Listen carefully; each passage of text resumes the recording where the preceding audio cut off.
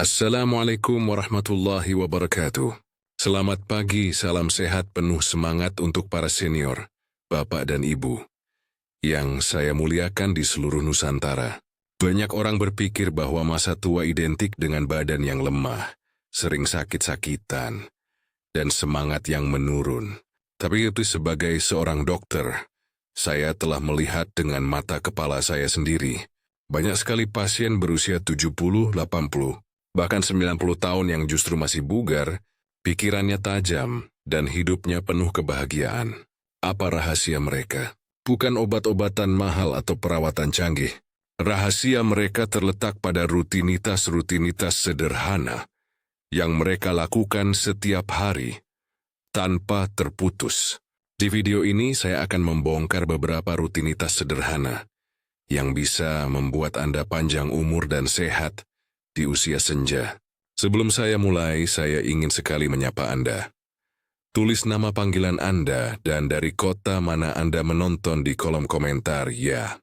Slide 1 keajaiban ritual pagi hari. Jam 5:09 pagi. Jika ada satu waktu yang paling menentukan kualitas kesehatan kita sepanjang hari, bahkan sepanjang hidup, itu adalah beberapa jam pertama setelah kita bangun tidur. Pagi hari adalah momen reset atau pengaturan ulang bagi seluruh sistem tubuh kita. Apa yang kita lakukan di waktu-waktu krusial ini akan memberikan nada atau irama bagi organ-organ kita untuk bekerja. Mengabaikan ritual pagi yang benar sama seperti memulai perjalanan jauh dengan mesin mobil yang dingin dan oli yang belum siap. Perjalanannya akan terasa berat dan merusak mesin. Mari kita bedah 3 rutinitas pagi paling sederhana namun paling berdampak.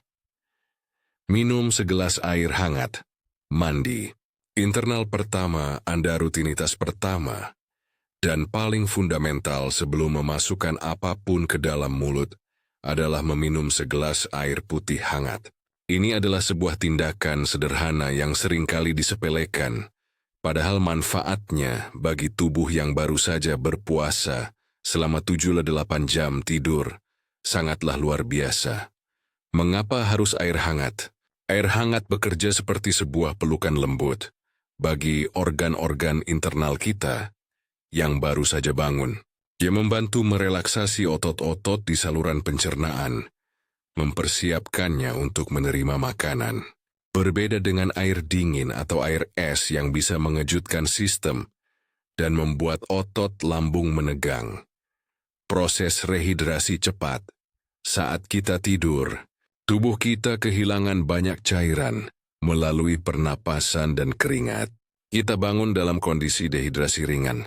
Minum air hangat adalah cara tercepat untuk mengembalikan keseimbangan cairan, melancarkan kembali aliran darah yang sedikit mengental, dan mengirimkan oksigen segar ke otak, yang secara instan akan membantu mengurangi rasa pusing atau grogi di pagi hari.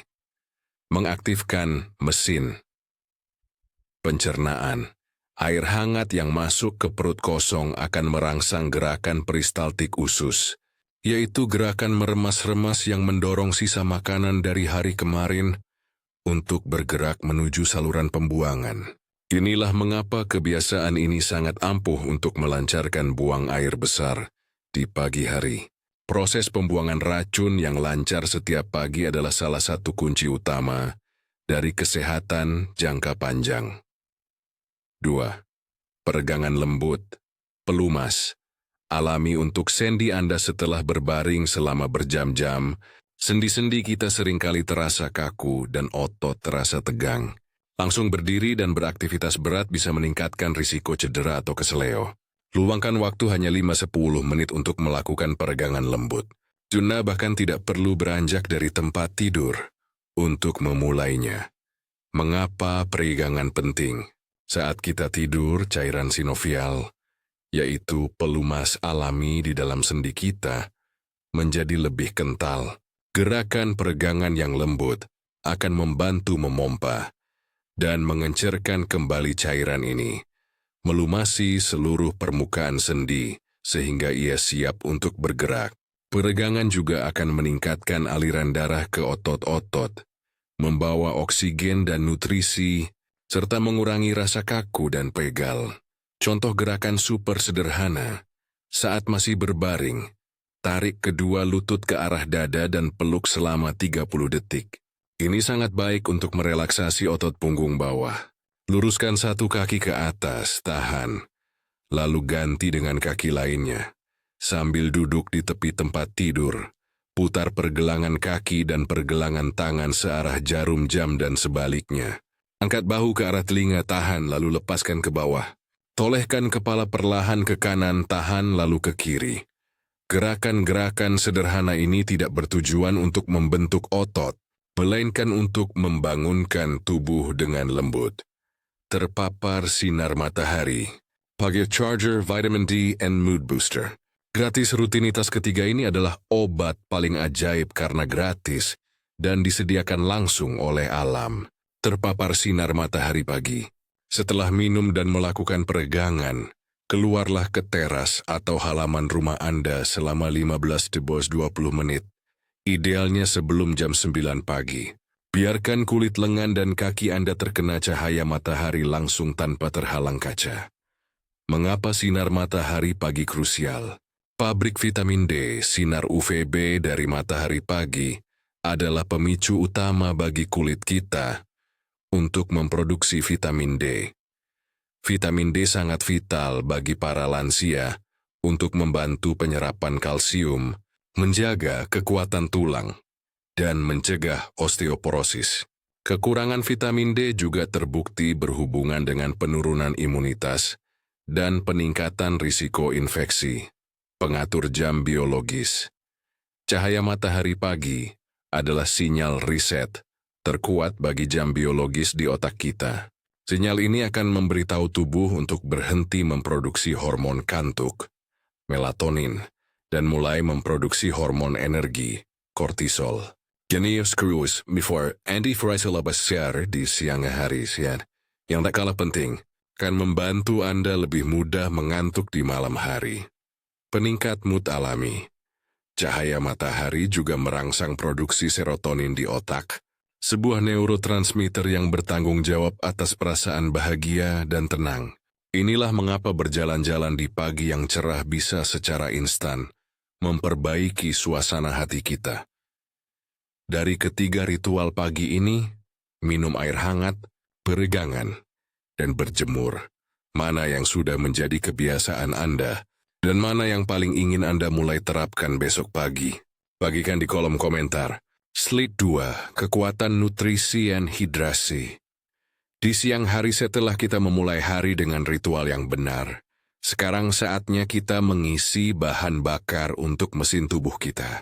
Bagi para lansia, apa dan bagaimana kita makan dan minum di siang hari sangat menentukan tingkat energi, kekuatan otot, dan kejernihan pikiran kita. Mari kita bahas 3 rutinitas nutrisi yang seringkali disepelekan. 4. Sarapan berprotein, senjata melawan kelemahan otot, sarkopenia. Banyak lansia yang sarapannya hanya sekadar roti tawar dengan selai atau semangkuk bubur nasi polos. Ini adalah sebuah kesalahan besar. Sarapan seperti ini hanya memberikan karbohidrat sederhana yang akan menaikkan gula darah dengan cepat, lalu anjlok lagi, membuat kita lemas di pertengahan pagi. Bagi lansia, nutrisi terpenting di pagi hari adalah protein. Mengapa protein sangat penting di pagi hari? Seiring bertambahnya usia, tubuh kita secara alami mengalami kondisi yang disebut sarkopenia, yaitu hilangnya massa dan kekuatan otot. Kehilangan otot inilah yang menjadi penyebab utama mengapa lansia menjadi lemah, jalannya lambat, dan mudah jatuh. Protein adalah batu bata untuk membangun dan mempertahankan otot. Mengonsumsi sarapan kaya protein akan memberikan sinyal anabolik atau sinyal membangun pada otot setelah semalaman tidak mendapat asupan. Ini akan membantu melawan proses penyusutan otot. Selain itu, protein memberikan rasa kenyang yang jauh lebih lama dibandingkan karbohidrat, sehingga membantu kita mengontrol nafsu makan sepanjang hari. Contoh sarapan berprotein yang mudah, 2 butir telur rebus, Ini adalah pilihan termudah dan salah satu sumber protein terbaik. Semangkuk bubur kacang hijau tanpa santan. Kacang hijau adalah sumber protein nabati dan serat yang luar biasa. Oatmeal yang dimasak dengan susu dan diberi topping kacang almond tahu. Kukus dengan sedikit taburan bawang putih. Mengubah kebiasaan. Sarapan dari yang manis dan ringan menjadi yang gurih dan berprotein adalah sebuah investasi besar untuk kekuatan fisik Anda di masa tua. 5. Ngopi cerdas atau teh hijau. Ritual antioksidan kopi dan teh adalah ritual sosial yang sangat lekat dengan masyarakat kita. Apakah lansia itu boleh mengonsumsinya? Jawabannya boleh, asalkan cerdas sisi baik kopi dan teh. Kopi dan teh, terutama teh hijau, kaya akan antioksidan polifenol. Antioksidan ini bekerja sebagai pasukan pelindung yang menetralisir radikal bebas, molekul perusak yang mempercepat proses penuaan dan memicu berbagai penyakit kronis. Beberapa penelitian bahkan menunjukkan bahwa konsumsi kopi atau teh hijau dalam jumlah wajar dapat menurunkan risiko penyakit seperti Parkinson dan beberapa jenis demensia. Sisi cerdas yang harus diperhatikan, batasi gula. Musuh sebenarnya seringkali bukan kopinya, melainkan 2-3 sendok gula pasir yang kita tambahkan ke dalamnya. Gula adalah pemicu peradangan nomor 1. Cobalah untuk mengurangi gula secara bertahap, atau ganti dengan pemanis alami yang lebih sehat dalam jumlah sangat sedikit. Perhatikan waktu. Hindari minum kopi atau teh yang mengandung kafein di sore atau malam hari, karena bisa mengganggu pola tidur Anda. Batasi konsumsinya hanya di pagi atau menjelang siang. Pilih teh hijau. Jika Anda sensitif terhadap kafein, teh hijau adalah pilihan yang lebih baik. Kandungan kafeinnya lebih rendah dari kopi. Namun kandungan antioksidannya, terutama EGCG, sangat tinggi dan sangat baik untuk kesehatan otak dan pembuluh darah. Minum sedikit-sedikit tapi sering. Seni menjaga ginjal dan otak kita sudah membahas pentingnya minum di pagi hari. Namun, hidrasi adalah permainan sepanjang hari. Jangan pernah menunggu sampai haus baru minum. Bagi para lansia, mekanisme rasa haus seringkali sudah tidak seakurat dulu. Anda mungkin sudah mengalami dehidrasi ringan tanpa merasa haus sama sekali. Mengapa harus sedikit-sedikit tapi sering? Minum 1 liter air sekaligus hanya akan membebani ginjal untuk membuangnya dengan cepat. Sebaliknya, dengan minum setengah gelas setiap jam, kita memberikan pasokan cairan yang stabil bagi tubuh. Ini sewangsi menjaga volume darah tetap ideal, meringankan kerja jantung, dan yang terpenting, memungkinkan ginjal untuk membilas racun secara efisien dan terus-menerus. Mencegah brain fog di siang hari. Otak kita sangat sensitif terhadap dehidrasi.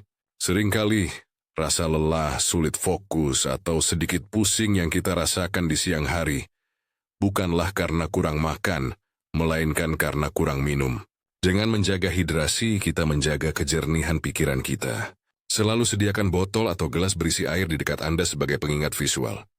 Apa menu sarapan andalan Anda setiap pagi? Apakah sudah mengandung cukup protein? Bagikan menu Anda di kolom komentar. Selide 3 aktivitas otot, otak, dan interaksi sosial setelah memastikan mesin tubuh kita terhidrasi dan ternutrisi dengan baik. Fondasi selanjutnya untuk panjang umur adalah dengan terus menggunakan mesin tersebut. Baik itu mesin fisik, otot, mesin pikir otak maupun mesin sosial, hati. Otot, otak, dan hati yang jarang dipakai akan lebih cepat berkarat dan rusak. Bergerak setiap jam dan latihan kekuatan sederhana selain jalan pagi sangat penting untuk menghindari duduk terlalu lama. Duduk selama berjam-jam tanpa jeda adalah racun bagi sirkulasi darah dan kesehatan metabolisme. Buatlah sebuah aturan sederhana. Setiap 1 jam, berdirilah dan bergerak selama 5 menit. Anda bisa berjalan ke dapur untuk minum, berjalan mengelilingi rumah, atau bisa sekadar melakukan peregangan ringan sambil berdiri. Selain itu, luangkan waktu 10-15 menit, 2-3 kali seminggu. Terunsul melakukan latihan berkekuatan sederhana. Kinde adalah senjata paling ampuh untuk melawan sarkopenia, kelemahan otot. Latihan duduk berdiri dari kursi. Ini adalah latihan terbaik untuk otot kaki, otot terbesar di tubuh kita. Lakukan 12 kali, istirahat, lalu ulangi 1-2 set lagi. Mengangkat beban ringan. Gunakan botol air mineral ukuran 600 ml. Lakukan gerakan mengangkat beban untuk melatih otot lengan Anda. Latihan ini tidak akan membuat Anda menjadi binaragawan, tapi akan menjaga kekuatan fungsional Anda, sehingga Anda tetap bisa bangkit dari kursi, menaiki tangga, dan membawa barang belanjaan secara mandiri. 8. Latih otak, brain gym. Jaga ketajaman pikiran Anda sama seperti otot kita juga butuh dilatih agar tidak pikun. Prinsipnya adalah use it or lose it. Gunakan atau Anda akan kehilangannya. Otak kita memiliki kemampuan luar biasa yang disebut neuroplastisitas, yaitu kemampuan untuk terus membentuk koneksi-koneksi baru pada usia berapapun, asalkan terus dirangsang. Rutinitas sederhana untuk melatih otak, mengisi teka-teki silang, TTS, atau sudoku. Ini adalah latihan klasik yang sangat efektif untuk melatih logika, memori, dan kosakata. Membaca. Apapun bacaannya, baik itu koran, majalah, kitab suci, atau buku cerita, membaca akan menjaga jalur-jalur saraf di otak tetap aktif. Mencoba sesuatu yang baru, belajar menggunakan fitur baru di ponsel, mencoba resep masakan baru, atau bahkan mencoba berjalan di rute yang berbeda dari biasanya. Semua ini memberikan kejutan yang baik bagi otak Anda. Menghafal. Coba hafalkan nomor telepon anak atau cucu, atau hafalkan ayat-ayat pendek. Aktivitas menghafal adalah latihan beban bagi otot memori Anda. Interaksi sosial, vitamin, terbaik untuk jiwa dan otak ini adalah salah satu rahasia umur panjang yang paling kuat namun sering dilupakan. Kesepian dan isolasi sosial adalah racun yang sangat mematikan bagi para lansia. Penelitian ilmiah telah membuktikan bahwa lansia yang terisolasi secara sosial memiliki risiko kematian dini, penurunan fungsi kognitif, pikun, dan depresi yang jauh lebih tinggi. Manusia adalah makhluk sosial. Interaksi dengan orang lain adalah vitamin yang sangat kita butuhkan. Cara sederhana untuk tetap terhubung, mengobrol dengan tetangga. Luangkan waktu setiap hari untuk sekadar menyapa dan mengobrol ringan dengan tetangga di sekitar rumah. Telepon atau video call. Jadwalkan waktu setiap beberapa hari sekali untuk menelepon atau melakukan video call dengan anak, cucu, atau sahabat lama. Ikut kegiatan komunitas. Bergabunglah dengan kegiatan di lingkungan Anda, seperti pengajian, arisan, klub senam, atau kegiatan di RT RW. Interaksi sosial akan membuat otak kita tetap aktif, memberikan rasa memiliki dan dibutuhkan, serta melepaskan hormon-hormon bahagia yang melawan stres. Aktivitas apa yang menjadi favorit Anda untuk melatih otak dan menjaga hubungan sosial? Apakah Anda suka mengisi TTS? Atau lebih suka mengobrol di teras rumah? Bagikan di komentar. Slide 4 ritual malam. Untuk pemulihan sempurna setelah seharian beraktivitas, tubuh dan otak kita membutuhkan sebuah proses pemulihan dan perbaikan yang mendalam. Proses ini terjadi saat kita tidur. Kualitas tidur di malam hari adalah penentu utama seberapa baik tubuh kita bisa membangun ulang dirinya sendiri. Oleh karena gitu, menciptakan sebuah ritual malam yang menenangkan adalah fondasi terakhir untuk umur panjang dan kesehatan. 10. Makan malam ringan dan lebih awal pepatah. Sarapanlah seperti raja, makan malam seperti pengemis sangatlah benar. Makan malam dalam porsi besar dan terlalu dekat dengan waktu tidur adalah salah satu perusak kualitas tidur yang paling umum. Mengapa harus lebih awal?